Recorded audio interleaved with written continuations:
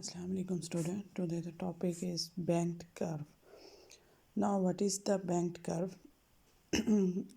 आपने देखा होगा कि आप चलते चलते सीधे जा रहे हैं अगर सड़क पे तो अचानक एक यू टर्न आ जाता है और आपको एक्स्ट्रा एक फोर्स लगा के तो आपको वो यू टर्न मतलब जैसे आप सर्कल में घूमते हैं इस तरह आपको वो अपनी मोटर बाइक जो है वो सर्कल में घुमानी पड़ती है, यानी एक कर्व में आप उसको रोटेट करते हैं, तो that is called the banked curve. When an automobile or railway car moving with constant speed on a level road takes a turn around a curve having a radius of curvature r, then three forces act on the car at that instant of turning.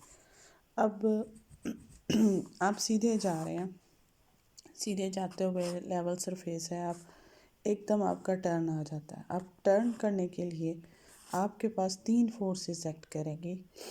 एक तो definitely उस vehicle का wait है जो कि एक नीचे की तरफ काम करेगा और एक उसका रिएक्शन है जो कि ऊपर की तरफ काम करेगा। अब उस रिएक्शन और लेकिन एक थर्ड फोर्स भी आपको लगानी पड़ेगी जो कि उस टायर के और सड़क के जो रोड है उसके दरमियान फ्रिक्शन की फोर्स होगी। यानी तीन फोर्सेस एक्ट करेंगी, एक उसका वेट, दूसरा उसका रिएक्शन, वेट नीचे की तरफ लगेगा, रिएक्शन ऊपर की तरफ लगेगा, और तीसरी चीज़ उसकी फ्रिक्शनल फोर्सेस है। अब यही पढ़ेंगे हम।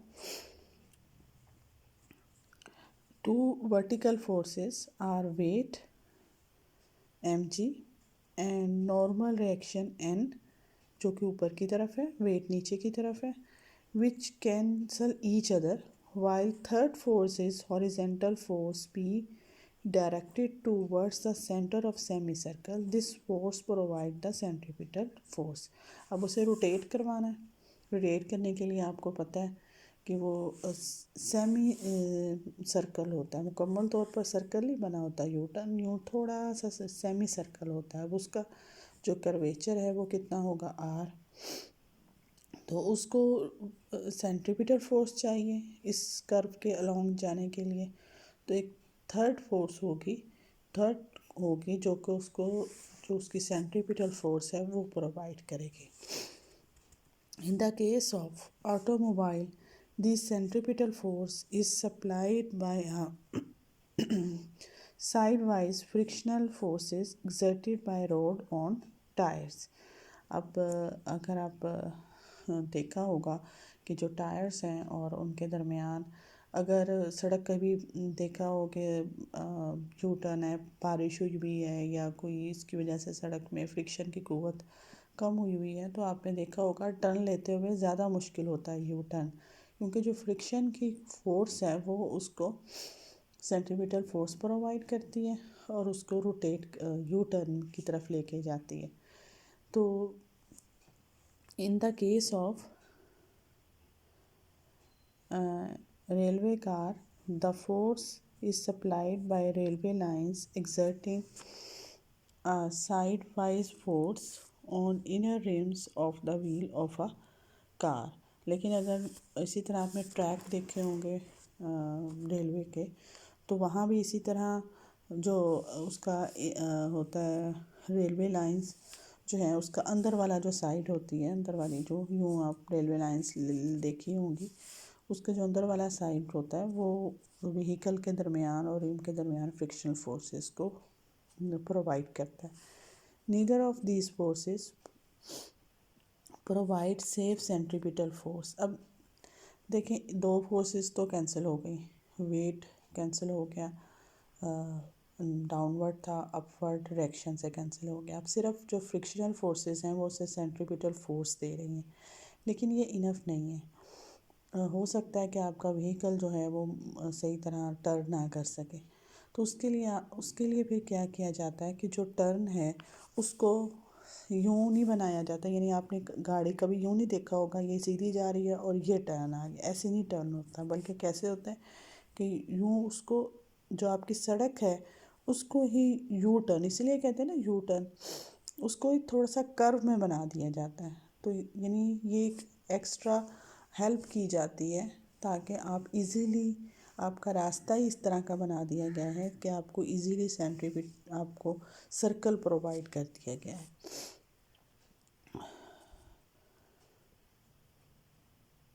So the railway track or road is banked on curve, that is other side of road is raised up other side throughout the curve। यानी ये देखें, एक साइड को हम थोड़ा सा कर्व दे देंगे, रेस कर देंगे, सीधा करने के बजाय रेस कर दिया और वो एक कर्व आपको मिल गया। Now normal reaction force N is not exactly opposite to weight mg, but its vertical component is exactly opposite to mg and balance it, while its horizontal component provides the necessary centripetal force। अब देखें, हमने पहले कहा था अगर तो सीधा होगा तो जाहिर है कि कोई कर्व नहीं है, कोई थीटा नहीं बन रहा, तो उस डायरेक्शन में तो डाउनवर्ड और अपवर्ड इक्वल हो जाएंगे। लेकिन अगर आप थीटा बना देंगे, ये थीटा बन गया, कर्व बना दिया, तो आपकी जो नॉर्मल फोर्स है वो मुकम्मल तौर पर नहीं करेगी, उसको ख़त्म नहीं होगी, बल्कि उसका एक कंपोनेंट वेट को बैलेंस करेगा और एक कंपोनेंट जो है वो आपको मज़ीद सेंट्रीपिटल फोर्स प्रोवाइड करेगा। यानी कि आपने शुरू में ये पढ़ा कि आप जब हम सीधे जा रहे होते हैं तो हमें अगर मुड़ना है किसी जगह पे, तो मुड़ने के लिए, टर्न करने के लिए हमारे पास तीन फोर्सेस होती हैं। एक नॉर्मल फोर्स होती है, एक वेट होता है, उसका रिएक्शन के तौर पर नॉर्मल फोर्स होती है, तीसरी चीज़ आपके पास फ्रिक्शन की फ़ोर्स होती है। लेकिन फ्रिक्शन की फ़ोर्स आपको सेंट्रीपिटल फोर्स प्रोवाइड करती है, लेकिन ये एनफ नहीं है। ये पूरी मतलब आपने अगर मुड़ना है और व्हीकल बहुत बड़ा है तो सेंट्रीपिटल फोर्स जो है वो अकेली फ्रिक्शन की फ़ोर्स जो है वो उसके लिए मुकम्मल नहीं होती। तो इसलिए हम जो आपका रोड का किनारा है, बैंक जो है, उसको कर्व में हम देते हैं, उसकी शेप, उसका एक हिस्सा रेस कर देते हैं और वो और आपका थीटा बन गया, जिसकी वजह से, उस थीटे की वजह से जो नॉर्मल फोर्स है वो, उसके दो कंपोनेंट बन गए, एक हॉरिजेंटल और एक वर्टिकल। वर्टिकल कंपोनेंट क्या करेगा आपका अपोजिट mg, वो मुकम्मल तौर पर वेट को बैलेंस कर देगा, और एक जो कंपोनेंट है वो हॉरिजेंटल कंपोनेंट जो है वो उसको मज़ीद सेंट्रीपिटल फोर्स प्रोवाइड करेगा। अब नेक्स्ट है आपके पास इसी चैप का कि वो बैंगिंग एंगल थीटा क्या है, इसी टॉपिक का ये टॉपिक है कि एक्चुअली तो वो आपका किस तरह वो ये वाला एंगल दिया जाता है। अब ये देखें आपके पास डायग्राम, यूँ बॉडी अगर आ रही है, वेट नीचे की तरफ है, ठीक है, और रिएक्शन ऊपर की तरफ होगा, लेकिन एन कॉस थीटा क्या है, थीटा बना रही है, सीधा नहीं है ये, बल्कि क्या है, ये थोड़ा सा टेढ़ा है। तो ये थीटा बना रही है, तो इसका एक हॉरिजेंटल कंपोनेंट है और एक वर्टिकल कंपोनेंट है। अगर हम इस थीटे के लिहाज से देखें तो आप कौन सा आपका बनेगा वर्टिकल, ये आपका बन जाएगा परपेंडिकुलर। इस एंगल से देखें, ये परपेंडिकुलर बन गया आपका, ठीक है, इसके पैरेलल ये आ गया, ठीक, और ये आपका हॉरिजेंटल कंपोनेंट बना है, ये हॉरिजेंटल कंपोनेंट है और ये वर्टिकल क्योंकि थीटे के सामने मैंने बताया था आपका 90 का एंगल होता है। तो ये परपेंडिकुलर, इसके पैरेलल ये चीज़ आ गई, और ये वाली चीज़ जो है ये आपका हॉरिजेंटल कंपोनेंट है।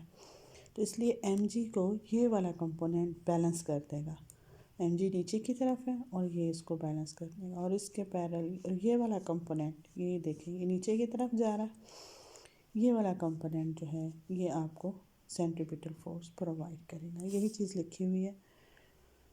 Two forces act on automobile on the road bank through an angle theta है, it weight mg vertical downward है, normal reaction force n has two components हैं, वर्टिकल कंपोनेंट ऑफ n इसमें ये n cos theta आ जाएगा, इसमें horizontal जो radial component बन रहा है इसके लिहाज से वो बन रहा है एन कॉस थीटा। वर्टिकल कोई मोशन नहीं है, ये इसको बैलेंस कर देगा, यानी N cos theta minus M G is equal to M G हो जाएगा। Radial component N sine theta जो है वो सेंटीमीटर फोर्स उसको प्रोवाइड करेगा, यानी N sine theta is equal to M V square over R. दोनों को हम डिवाइड कर देंगे, डिवाइड करने से आपके पास tangent theta is equal to V square over G R आ गया, and theta is equal to tan inverse V square over G R आ गया। ये वो एंगल, ये टॉपिक आपका यहाँ तक है। नेक्स्ट आपका जो होगा लेक्चर वो 76 पेज है। ये एक्स्ट्रा चीज़ है, ये नहीं आपने करना।